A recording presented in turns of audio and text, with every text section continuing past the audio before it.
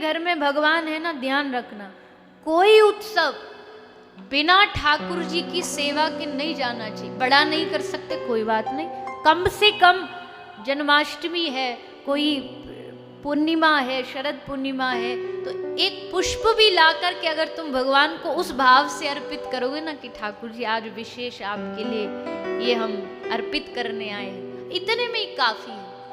और अगर भगवान ने धन दान दिया तो खुद करो, क्या कमी है। भगवान के लिए नहीं करोगे तो क्या अपने इस शरीर के लिए करते रहोगे। उनकी प्रसन्नता का ध्यान रखना। अनुकूलस्य संकल्प प्रतिकूलस्य वर्जन। पहला तो ये हो गया कि शरणागत की पहला लक्षण कि अपने शरण्य के इच्छा अनुसार काम करना, और दूसरा उनकी इच्छा विरुद्ध काम नहीं करना।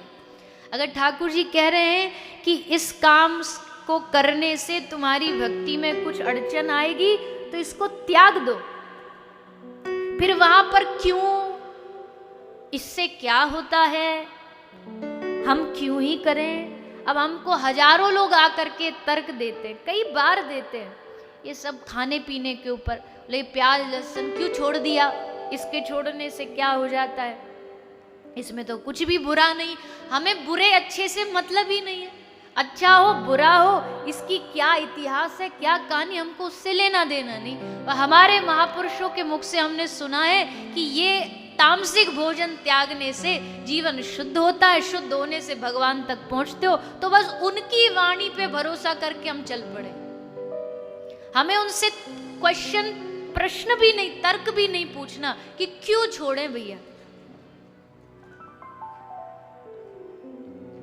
प्रेमी का मतलब क्या, तुम दिन को रात कहो तो हम रात कहेंगे, जो तुमको भाए वही बात कहेंगे।